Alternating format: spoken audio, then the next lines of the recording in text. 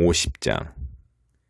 요셉이 아버지를 끌어안고 슬피 울며 그에게 입을 맞추었다. 야곱의 죽음. 요셉이 장의사들을 시켜 자기 아버지의 시신에 향재료를 넣게 했다. 장의사들이 이스라엘의 시신에 향재료를 넣는데 꼬박 40일이 걸렸다. 이집트 사람들은 70일 동안 그의 죽음을 애도했다. 애도 기간이 끝나자 요셉이 바로의 궁에 청을 올렸다.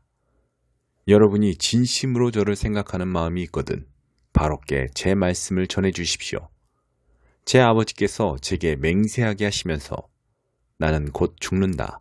내가 죽으면 내가 가나안 땅에 마련해 놓은 묘지에 나를 묻어다오 하고 말씀하셨습니다. 부디 제가 올라가서 아버지의 장례를 치르게 해주십시오. 장례를 마치고 제가 돌아오겠습니다. 바로가 말했다. 그렇게 하시오. 그대의 아버지가 그대에게 맹세하게 한 대로 가서 고인의 장례를 치르시오. 요셉은 아버지의 장례를 치르러 갔다. 바로의 궁에서 일하는 모든 고위 관료들과 이집트의 모든 고위 인사들, 그리고 요셉의 가족들, 곧 그의 형제들과 아버지 집안 사람들이 요셉과 함께 올라갔다. 아이들과 양떼와 소떼는 고센에 남겨두었다. 전차와 기병들이 그들과 함께 갔다. 그것은 거대한 장례 행렬이었다. 그들은 요단강 건너편 아닷타작마당에 이르러 크게 애통하며 애도의 기간을 보냈다. 요셉은 자기 아버지를 위해 7일 동안 장례의식을 치렀다. 가나안 사람들은 아닷타작마당에서 슬피 우는 모습을 보고 이렇게 말했다. 이집트 사람들이 진심으로 애도하는구나. 그리하여 요단강가에 있는 그곳이 아벨미스라임, 이집트 사람들의 애도이라고 불리게 되었다. 야곱의 아들들은 아버지가 지시한 대로 행했다. 아버지의 시신을 가나안 땅으로 모셔다가 마므레 앞 막벨라 밭에 있는 동굴에 묻었다. 그 밭은 아브라함이 햇사람 에브론에게서 묘지로 사들인 것이었다. 요셉은 아버지의 장례를 치르고 나서 이집트로 돌아왔다.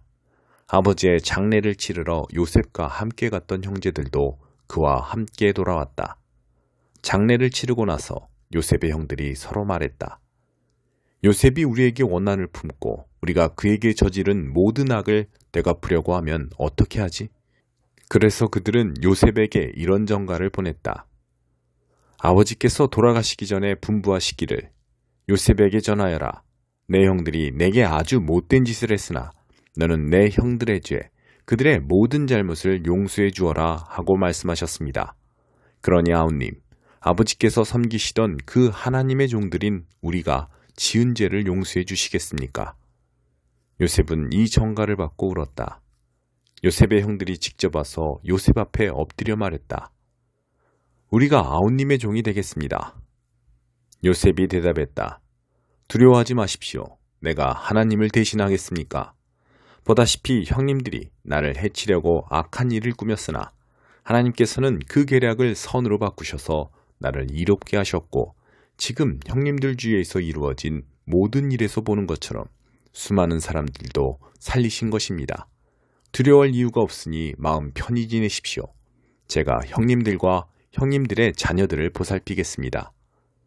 그는 진심 어린 말로 그들을 안심시켰다. 요셉은 아버지의 집안 식구들과 함께 이집트에서 살았다. 그는 110년을 살면서 에브라임에게서 증손자를 보았다. 므낫세의 아들 마길의 아들들까지도 요셉의 자식으로 인정받았다. 마침내 요셉이 형제들에게 말했다. 나는 곧 죽습니다. 하나님께서 반드시 여러분에게 찾아오시고 여러분을 이 땅에서 이끌어내셔서 아브라함과 이삭과 야곱에게 엄숙히 약속하신 땅으로 되돌아가게 하실 것입니다. 요셉은 이스라엘의 아들들에게 맹세하게 하면서 말했다. 하나님께서 찾아오셔서 여러분이 이곳을 떠나게 될 때 내 유고를 가지고 가십시오. 요셉은 110살에 죽었다. 그들이 그의 시신을 향재료로 채우고 이집트에서 입관했다. 3장. 삶을 고치는 세례.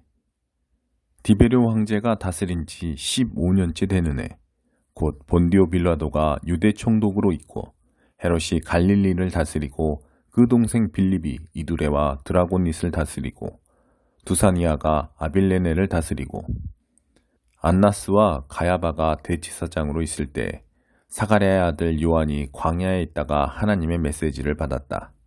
그는 요단강 주변 지역을 두루다니며 삶을 고쳐 죄 용서를 받는 세례를 선포했다. 그것은 예언자 이사야의 글에 기록된 대로였다. 광야에서 외치는 소리여 하나님 오심을 준비하여라. 길을 평탄하게 하고 곧게 하여라. 패인 곳이 메워지고 솟은 곳이 평평해지며 우회로는 곧은 길이 되고 흙길은 포장될 것이다. 모든 사람이 거기서 하나님의 구원 행렬을 볼 것이다. 세례가 인기 있는 일이 되다 보니 사람들이 무리지어 세례를 받으러 나왔다. 요한은 그들에게 버럭 소리를 질렀다. 뱀의 자식들아, 이 강가에 슬그머니 내려와서 무엇을 하는 거냐? 너희의 뱀가죽에 물을 좀 묻힌다고 하나님의 심판을 비켜갈 것 같으냐? 바꿔야 할 것은 너희 겉가죽이 아니라 너희 삶이다. 아브라함을 조상으로 내세우면 다 통할 것이라고 생각하지 마라. 아브라함의 자손인 것과는 아무 상관없는 일이다. 흔해 빠진 것이 아브라함의 자손이다. 하나님께서 원하시면 돌들로도 아브라함의 자손을 만드실 수 있다. 중요한 것은 너희 삶이다. 너희 삶은 푸르게 꽃피고 있느냐? 말라 죽은 가지라면 땔감이 되고 말 것이다. 무리가 요한에게 물었다. 그러면 우리가 어떻게 해야 합니까? 요한이 말했다. 옷이 두 벌 있거든 한 벌은 나누어 주어라. 음식도 똑같이 그렇게 하여라. 세금 징수원들도 세례를 받으러 와서 말했다. 선생님, 우리는 어떻게 해야 합니까? 요한이 그들에게 말했다. 더 이상 착취하지 마라. 법에 정한 만큼만 세금을 걷어라. 군인들도 그들에게 물었다. 우리는 어떻게 해야 합니까? 요한이 그들에게 말했다. 억지로 빼앗거나 협박하지 마라. 너희가 받는 봉급으로 만족하여라. 어느새 사람들의 관심이 고조되고 있었다. 그들은 모두 이 요한이 혹시 메시아가 아닐까 하고 궁금해하기 시작했다. 그러자 요한이 끼어들었다.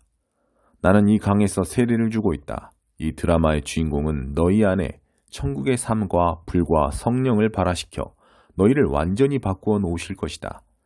그분께 비하면 나는 잠심부름꾼에 지나지 않는다. 그분은 집을 깨끗이 하실 것이다. 너희 삶을 대대적으로 정리하실 것이다. 그분은 참된 것은 모두 하나님 앞 제자리에 두시고 거짓된 것은 모두 끄집어내어 쓰레기와 함께 태워버리실 것이다. 그 밖에도 많은 말을 들려주었는데 사람들에게 힘이 되는 말, 용기를 복돋아주는 말이었다. 메시지였다. 그러나 자기 동생 빌립의 아내 헤로디아의 일로 요한에게 책망을 받고 마음이 찔렸던 통치자 헤롯은 자신의 수많은 악한 행동에 한 가지 악행을 더했다. 요한을 감옥에 가둔 것이다. 사람들이 모두 세례를 받은 뒤에 예수께서 세례를 받으셨다. 예수께서 기도하실 때 하늘이 열리고 성령이 비둘기같이 그분 위에 내려오셨다. 성령과 더불어 한 음성이 들려왔다. 너는 내가 사랑으로 선택하고 구별한 내 아들, 내 삶의 전부다. 아담의 아들, 하나님의 아들. 예수께서 공생애를 시작하실 때 나이가 30살쯤 되셨다. 그분은 사람들이 알기로는 요셉의 아들이셨고 요셉은 헬리의 아들, 헬리는 맏닷의 아들, 맏닷은 레위의 아들, 레위는 멜기의 아들, 멜기는 얀나의 아들, 얀나는 요셉의 아들, 요셉은 맏다디아의 아들, 맏다디아는 아모스의 아들, 아모스는 나움의 아들, 나움은 에슬리의 아들, 에슬리는 낫게의 아들, 낫게는 마앗의 아들, 마앗은 맏다디아의 아들, 맏다디아는 서머인의 아들, 서머인은 요색의 아들, 요색은 요다의 아들, 요다는 요하난의 아들, 요하난은 레사의 아들, 레사는 수룹바벨의 아들, 수룹바벨은 스알디엘의 아들, 스알디엘은 네리의 아들, 네리는 멜기의 아들, 멜기는 아띠의 아들, 아띠는 고삼의 아들, 고삼은 엘마담의 아들, 엘마담은 에르의 아들, 에르는 예수의 아들, 예수는 엘리에서의 아들, 엘리에서는 요림의 아들, 요림은 맏닷의 아들, 맏닷은 레이의 아들,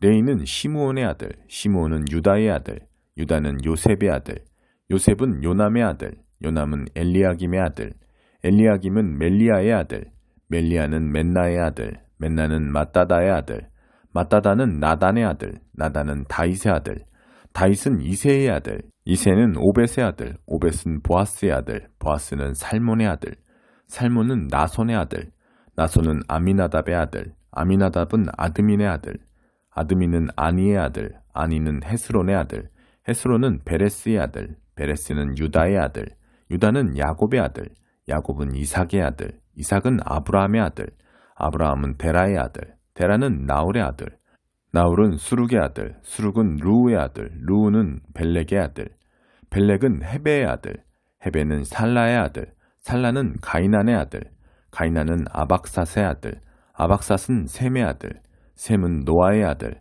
노아는 레멕의 아들, 레멕은 무두셀라의 아들, 무두셀라는 에녹의 아들, 에녹은 야렛의 아들, 야렛은 마할랄렐의 아들, 마할랄렐은 가이난의 아들, 가이난은 에노스의 아들, 에노스는 셋의 아들, 셋은 아담의 아들, 아담은 하나님의 아들이었다. 16장. 그러자 욥이 스스로를 변호했다. 자네들 말은 이제 물릴 만큼 들었네.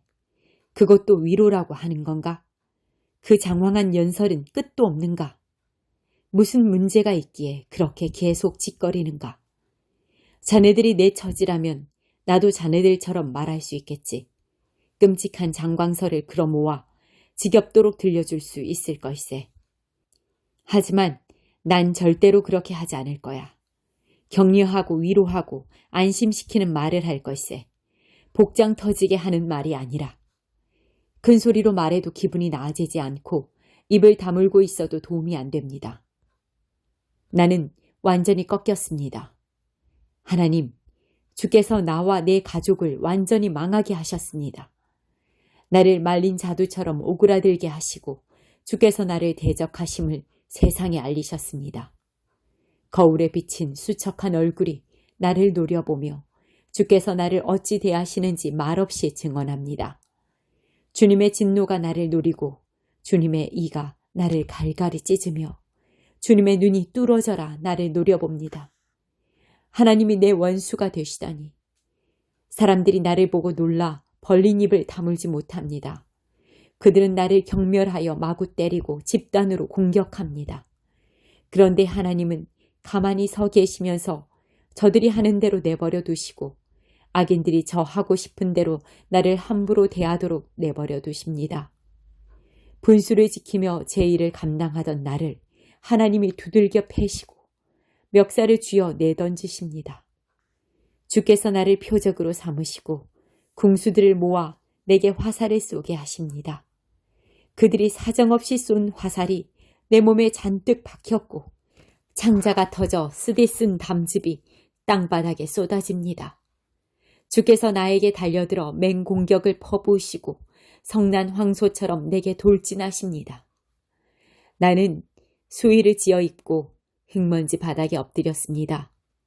내 얼굴은 통곡으로 벌겋게 얼룩이 졌고 눈 밑에는 어두운 그림자가 보입니다. 그러나 나는 누구 한 사람 해친 적이 없고 내 기도는 진실합니다. 오 땅이여, 내가 받은 부당한 대우를 덮지 말아다오. 내 울음소리를 가리지 말아다오.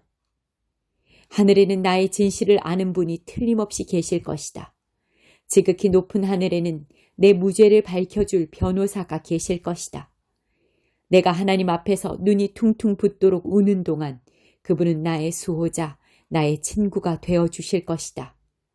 이웃이 이웃의 편을 들듯 하나님 앞에서 사람을 대변해줄 그분께 내가 호소할 것이다. 이제 몇 해만 지나면 나는 돌아오지 못할 길을 떠날 것이다. 17장. 내 마음은 부서졌고 내 수명은 다했으며 이미 파놓은 무덤이 나를 기다립니다. 나를 조롱하며 달려드는 저들의 모습이 보이십니까? 저들의 오만함을 내가 언제까지 참아야 합니까? 오 하나님, 나를 지지해 주시고 그것을 보증해 주십시오. 지지 의사를 문서로 작성하고 서명까지 해 주십시오. 그리해 주실 분은 주님뿐이십니다. 이 사람들은 아무짝에도 쓸모가 없습니다. 주께서는 저들이 얼마나 어리석은지 보셔서 아시니 저들의 뜻이 관철되도록 내버려 두진 않으시겠지요? 친구를 배신하는 자들은 학대받은 인생을 자녀에게 물려주게 될 것입니다. 하나님, 주께서 나를 동네의 이야깃거리로 삼으시는 탓에 사람들이 내 얼굴에 침을 뱉습니다. 하도 많이 울어 내 눈이 흐려지고 몸은 살가죽과 뼈만 남았습니다. 점잖은 사람들은 내 모습을 보고 그들의 눈을 의심합니다. 선량한 이들마저 하나같이 내가 하나님을 버렸다고 주장합니다. 그러나 지조 있는 사람은 인생의 방향을 분명히 하고 그 길을 꿋꿋이 갑니다. 깨끗하고 정결한 손이 결국에는 힘을 얻을 것이라는 확신 때문입니다. 자네들 모두 다시 시작하고 다시 시도해보고 싶을지 모르겠네. 나는 지금까지 자네들이 한 말에서 한 줌의 지혜도 발견하지 못했다네. 내 인생은 거의 끝났네. 내 모든 계획은 부서졌고 희망은 꺼져버렸어. 밤이 지나고 낮이 오리라는 희망, 새벽이 밝아올 것이라는 희망이 사라졌다네. 내가 기대할 집은 묘지뿐이고 내가 바랄 위로가 튼튼한 관뿐이라면 가족을 다시 만날 길이 한 길 땅속으로 내려가는 것이고 거기서 만날 가족이 벌레들 뿐이라면 그런 것을 희망이라 말할 수 있겠나? 도대체 누가 그런 것에서 희망을 찾겠나?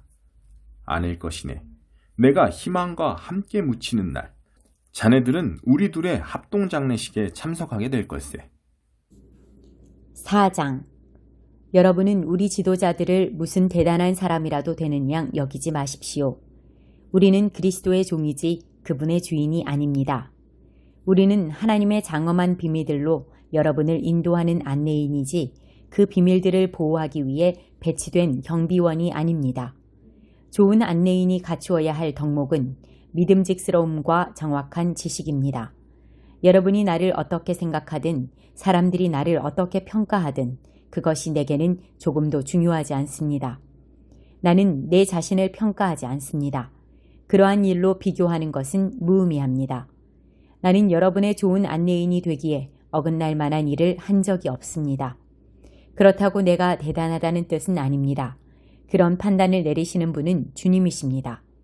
그러니 주님을 앞지르지 말고 모든 증거가 명백히 드러나기 전에는 섣불리 결론을 내리지 마십시오. 주님이 오시면 그분께서 우리가 생각지 못했던 모든 것, 우리 마음속의 동기와 의도, 그리고 기도를 환히 밝히시고 증거로 제시하실 것입니다. 그때에야 우리는 저마다 잘했다 말씀하시는 하나님의 칭찬을 듣게 될 것입니다. 친구 여러분, 내가 지금까지 이 모든 말씀을 아볼로와 나에게 적용해서 설명한 것은 여러분이 조심하는 법을 배워서 모든 사실을 알기도 전에 성급하게 판단하는 일이 없게 하려는 것입니다. 하나님의 관점으로 사태를 보는 것이 중요합니다. 나는 여러분이 별것도 아닌 소문을 근거로 평판을 부풀리거나 깎아내리는 모습을 보고 싶지 않습니다. 여러분을 정말로 아는 사람, 여러분의 마음을 아는 사람이 누구입니까? 설령 그런 사람이 있다고 해도 그들이 여러분 안에서 발견해낸 것 가운데 여러분 자신의 공로로 삼을 만한 것이 무엇입니까? 여러분이 지니고 있는 것과 여러분의 현재 모습은 모두 하나님께로부터 온 순전한 선물이 아닙니까? 그러니 비교하고 경쟁하는 것이 무슨 소용이 있겠습니까? 여러분은 이미 필요한 모든 것을 가졌습니다. 여러분이 감당할 수 있는 것보다도 더 많은 것을 하나님에게서 받고 있습니다. 여러분은 아볼로나 나를 제쳐둔 채 세상, 하나님이 지으신 세상 꼭대기에 앉아 있군요. 우리도 거기에서 여러분과 나란히 앉아봤으면 좋겠습니다. 내가 보기에 하나님께서는 메시지를 전하는 우리를 아무도 표를 사려고 하지 않는 극장의 무대에 올려놓으신 것 같습니다. 교통사고 현장을 구경하듯이 모든 사람이 우리를 둘러서서 빤히 쳐다보는 것 같습니다. 우리는 메시아 때문에 환경에 적응하지 못한 사람들입니다. 여러분은 자신이 있을지 모르나 우리는 약함과 불확실성 한가운데서 살아갑니다. 여러분은 남들에게 좋은 평판을 받을지 모르나 우리는 대부분 빙 둘러싸인 채 발길질을 당합니다.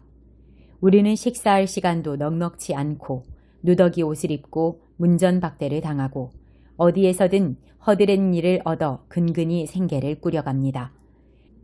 남들이 우리를 욕해도 우리는 그들을 축복합니다. 남들이 우리를 두고 터무니없는 말을 해도 우리는 그들에 대해 좋게 말합니다. 우리는 부엌에 버려진 감자 껍질처럼 이 문화로부터 쓰레기 취급을 받습니다. 앞으로도 그보다 더 나은 대접을 받지 못할 것입니다. 나는 나무라듯 하는 이유처럼 여러분의 기분을 상하게 하려고 이 모든 글을 쓰고 있는 것이 아닙니다. 나는 자녀인 여러분에게 아버지 자격으로 이 글을 쓰고 있습니다. 나는 여러분을 사랑하고 여러분이 버릇없이 자라지 않고 바르게 자라기를 바랍니다. 여러분 주위에는 여러분의 잘못을 서슴없이 말해주는 사람이 많을 것입니다. 그러나 시간과 수고를 아끼지 않고 여러분이 자라도록 돕는 아버지는 많지 않을 것입니다. 예수께서 내게 하나님의 메시지를 여러분에게 선포할 수 있게 해주셔서 나는 여러분의 아버지가 되었습니다. 여러분도 알다시피 나는 내가 직접 행하지 않은 것을 여러분에게 하라고 하지 않습니다. 그런 이유로 나는 먼저 디모데를 여러분에게 보냈습니다. 그는 나의 사랑하는 아들이며 주님께 신실한 사람입니다. 내가 그리스도의 방식과 관련해서 모든 교회에 늘 제시하는 가르침을 그가 여러분에게 새로이 기억나게 해줄 것입니다. 여러분 가운데 자만해서 내 말은 물론이고 어느 누구의 말도 듣지 않는 사람이 더러 있다는 것을 압니다. 그들은 내가 직접 찾아가 얼굴을 마주할 것이라고 생각지 않는 모양입니다. 그러나 하나님께서 원하시면 나는 여러분이 생각하는 것보다 빨리 여러분을 찾아갈 것입니다. 그래서 우리는 그들이 허세가 가득하다는 것을 확인해 볼 것입니다. 하나님의 도에서 중요한 것은 단순한 말이 아니라 능력 입은 삶이기 때문입니다. 그러니 내가 어떤 준비를 하고 여러분에게 가는 것이 좋겠습니까? 여러분을 통제하는 엄한 교관의 모습이 좋겠습니까? 아니면 여러분과 속마음을 터놓는 다정한 벗이나 상담자의 모습이 좋겠습니까? 결정은 여러분이 하십시오.